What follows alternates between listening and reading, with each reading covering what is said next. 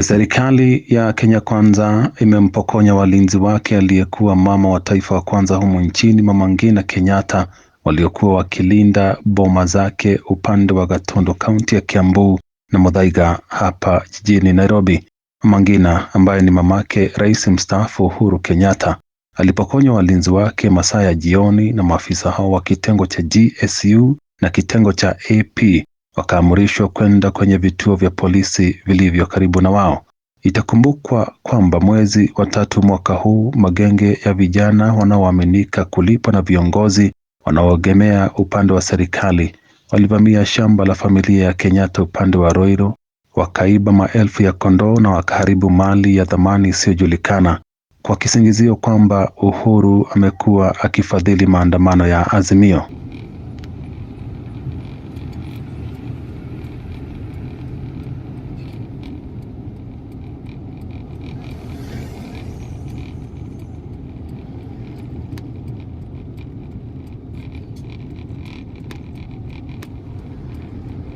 Na hiyo sio mara ya kwanza serikali ya Rais William Ruto kukwaruzana na familia ya Kenyatta, kwani miezi 5 iliyopita Mama Ngina alijitokeza kimasomaso kuwajibu viongozi wa serikali waliokuwa wakieneza habari kwamba familia ya Kenyatta haijakuwa ikilipa kodi. Nasikia mengine inasemwa ati wengine hawatoi kodi, hawatoi nini.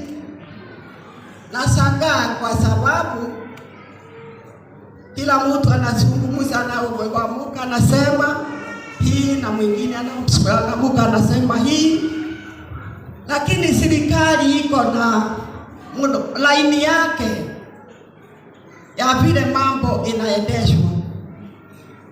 Mambo ya kodi, income tax ni lazima mkubwa au mdogo kulipa kulingana na uwezo wake na mapato yake. Hiyo si kazi ya kuzungumza katika kwa magazeti, kwa mikutano, kwa TV. Kwa sababu ukikosa kulipa kodi unapelekwa kotini, kwa sababu hiyo ndio sheria. Ukikosa kulipa ili unatakiwa kulipa, lazima hiyo vitu yako itashughuliwa, itauzwa. Si ndio hiyo sheria ya serikali? Hivyo hakuna haja na ile laini ya kufanya kazi hiyo iko. Hakuna mambo ya ati kuharibia wale wengine majina na nini ndio watu wasikike ati wanafanya kazi, wanaendesha hivi. Hapana, mtu asitakiwe alipe ile kitu anatakiwa kulipa. Na kama ni mimi, hata nikiwa na mwaka moja nakosea bila kulipa, mali ishughuliwa ilipe ile tax, kwa sababu ni lazima. Kwa hivyo hakuna haja ya kufanya kazi ya kisiasa hivi na vile, na hiyo sio kweli. Na watu wanajua hawasemi kweli, wanataka tu kusema ndio wasikike, ati wanataja majina na makampuni. Kwingineko, viongozi wa muungano wa Azimio wakiongozwa na kinara Raila Odinga pia wamepokonywa walinzi wao kutokana na msimamo wao wa kuendesha maandamano ya kukosoa serikali ya Ruto. Viongozi hao wamesema serikali iko na njama ya kuwadhulu, hata ingawa wamesema hawatalegeza kamba na kwa hivyo lazima maandamano yataendelea. Against the backdrop of the protests, the Kenya Kwanza administration has withdrawn all security previously attached to the leadership of Azimio la Umoja, One Kenya Coalition Party.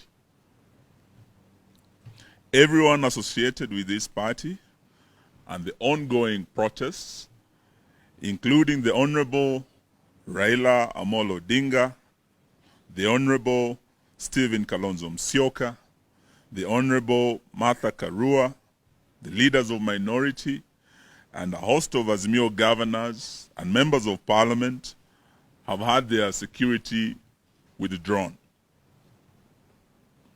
This withdrawal of security completes a process that began weeks ago with scaling down and in some cases removal of the security cover of several of the party's leaders in parliament. We are making this disclosure not because we are desperate for state protection. We are aware that millions of Kenyans are exposed to danger every day, and our lives are not in any way more special than that of other Kenyans. We have chosen to make this public in response to many inquiries from the public and the media. So we confirm the security cover for our leaders has been withdrawn. We are also raising it because it continues a pattern of this regime chipping away at the Constitution in a manner that may look inconsequential, but in the fullness of time amount to something major. This is how dictatorship starts, by chipping away at the Constitution and established traditions, suspending civil liberties, the rule by decree, repression of political opponents, not abiding by the procedures of the rule of law, and the existence of a cult of personality centered on the leader.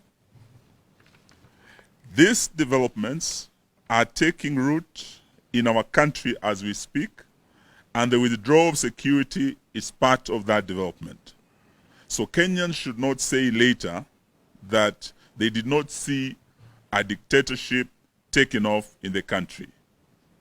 The leaders whose security has been withdrawn had them by virtue of positions held in previous regimes.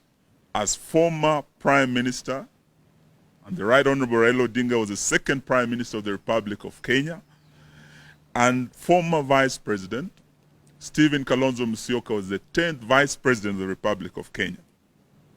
Honorable Raila Odinga and Honorable Stephen Musyoka are entitled to round-the-clock protection by the state, not as a favor, but by provisions of our laws.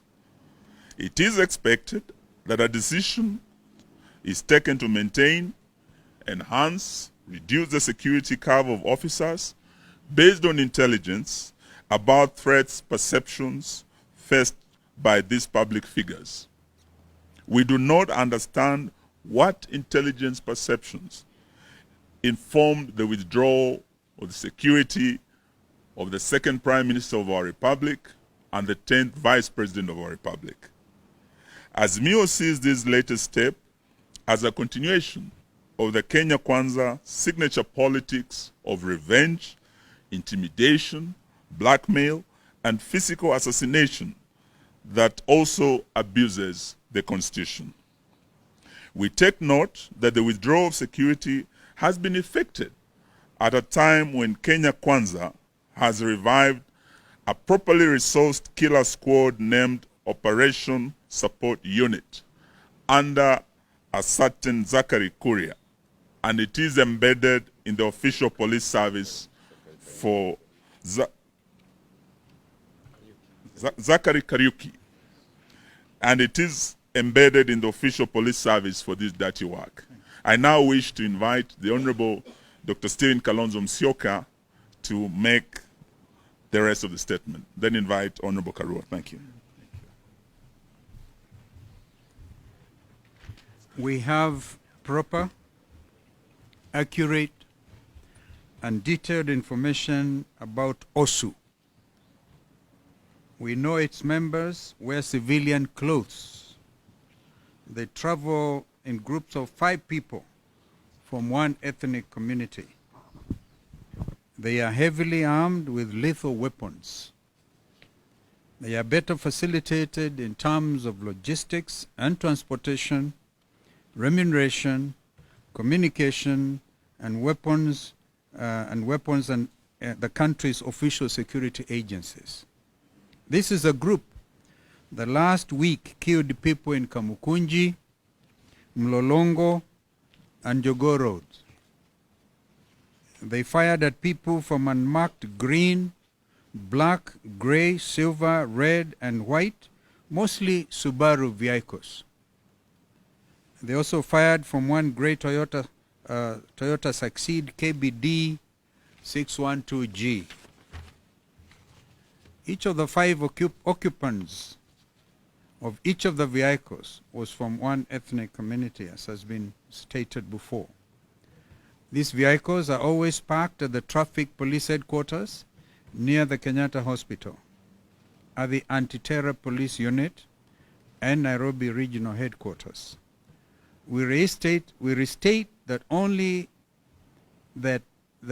mission of OSU squad is to assassinate or grievously harm Azimio leaders and Kenyans protesting against harmful government policies. OSU is a squad Kenya Kwanza resolved to cooperate with, supposedly to ensure that there is no loss of life and livelihoods. It is a squad that will kill people tomorrow and during upcoming protests. We thank Kenyans on Twitter and on social media because they on their part have been able to pick on this killer squad and spread it all over. Of course, we are still gathering evidence in this regard. I now call on Mheshimiwa Martha Karua to make the rest of the statement. Where have you reached?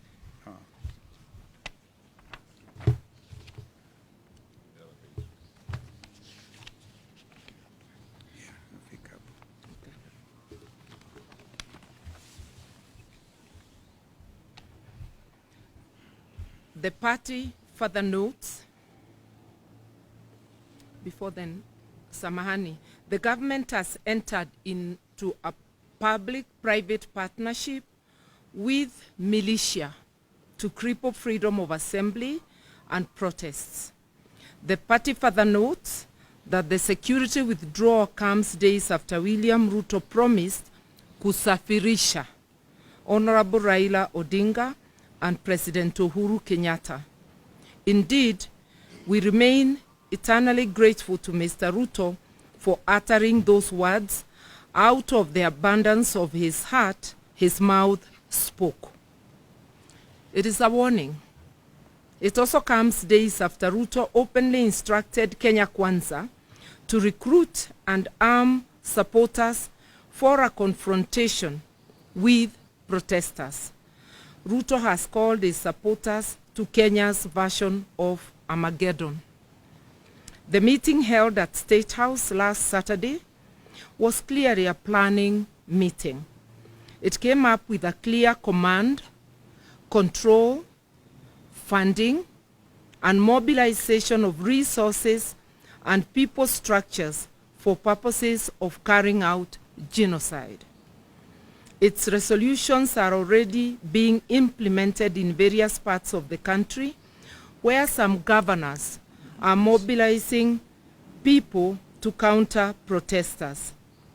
It is also taking the shape of greater surveillance being conducted around our leaders' homes and offices, which are being surveyed by people in unmarked vehicles.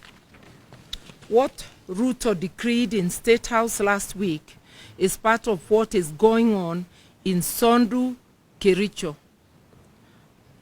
and Kisii, Kericho boundaries, where an ethnic militia is being armed against local communities. The militia has protection of the police.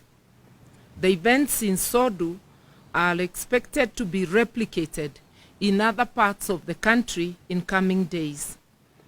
We further take note that although Kenya is not at war, all police and other security officers have been recalled from leave to deal with protesters. The provisions of the Constitution on the right to protest notwithstanding, Ruto is at war, not just with Azimio, but with the entire Kenyan population, especially those who do not support him. We appeal to our neighbors in the region not to join Ruto's war against Kenyans. Our neighbors must not supply Ruto with tear gas and ammunition to fight Kenyans.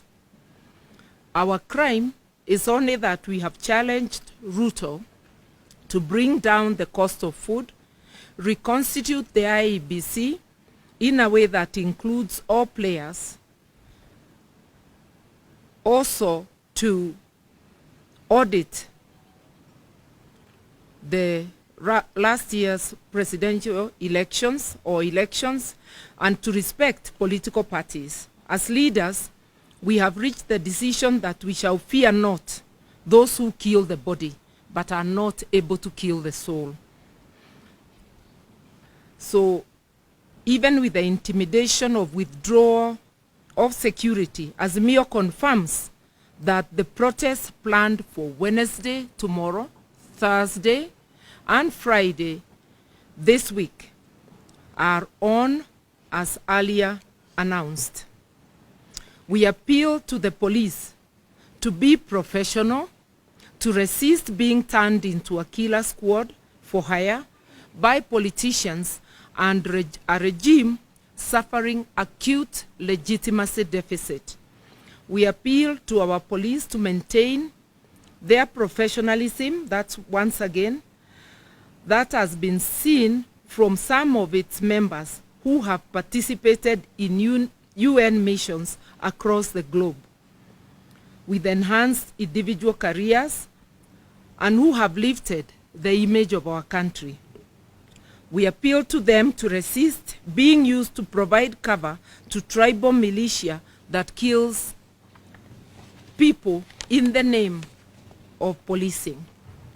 A time comes when all the crimes will be answered for by everyone involved, including Ruto himself.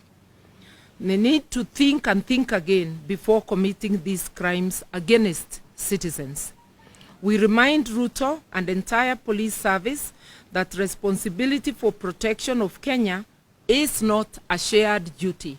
Under our constitution, the duty bearer is the state and the law enforcement agencies. As protesters, what is required of us is just to give a notice that we'll be having a procession. We have given adequate notice. It is their duty to ensure that no criminal elements infiltrate the protests and turn them violent. And in our experience, it is the police who have turned peaceful protests violent. We take this opportunity to thank the UN Human Rights Office for calling out the government, the Ruto regime, over the use of excessive force by police to quell protests. Indeed, the use of force has been unnecessary and totally disproportionate and has included use of firearms and shooting with an intention to kill and actually killing. We have always appealed to our protesters to remain peaceful, and we ask them to continue doing so. We urge our people to obey the law, respect private property and even public property in the course of protests. We maintain that we have always been peaceful until police decide to import violence, bullets and tear gas into our protests. A couple of days ago, we were able to get into town, address Kenyans, and dispersed peacefully without any injuries or deaths. We were also able to have lunch and hold impromptu meeting with the people at Kenyatta Market, which also ended very peacefully. Because there were no police, all our engagements are peaceful until the police show up and unleash violence. We reiterate that we have instructed our lawyers to prepare and institute legal proceedings against police officers who have gone against their constitutional duty of protecting life and property of Kenyans during protests. In this regard, we are appealing to all Kenyans of goodwill who have photographic or video evidence of police brutalizing citizens to share the same with us to aid the case that our legal team is working on. We further ask Kenyans to resort to citizen journalism and photography and to film state officers, including police and politicians, who in the course of duty abuse and brutalize Kenyans. We appeal to Kenyans to take very seriously the unfolding chain of events. A new dictatorship is slowly taking root through nepotism, corruption, use of force, getting rid of opponents, and suspension of the Constitution. We call on Kenyans to put on their old armor of courage and work to take their country back before this dictatorship takes firm roots. We encourage Kenyans to continue picketing, demonstrating, and protesting in their own ways, in their own local areas, as much as they can. Our voices must be heard. In Nairobi, we will have 3 convergence points: Joseph Kang'ethe grounds, Kamukuji grounds, Jacaranda grounds. Further, at midday tomorrow, we ask Kenyans to come out of their homes and bang sufurias, pots and pans to signify lack of food. The sufuria movement kicks off tomorrow and continues until the battle is won. At that hour of midday, we also call on motorists to stop wherever they are on the highways and roads and to hoot and flash lights in support of this movement. We encourage Kenyans to continue appending their signatures against Ruto and Gachagua and the entire regime. We are pleased to announce this morning we have hit over 6 million signatures. Those are 6 million citizens fed up with the Ruto regime.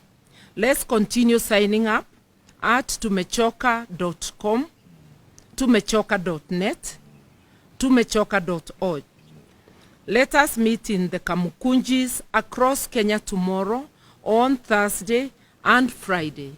A luta continua.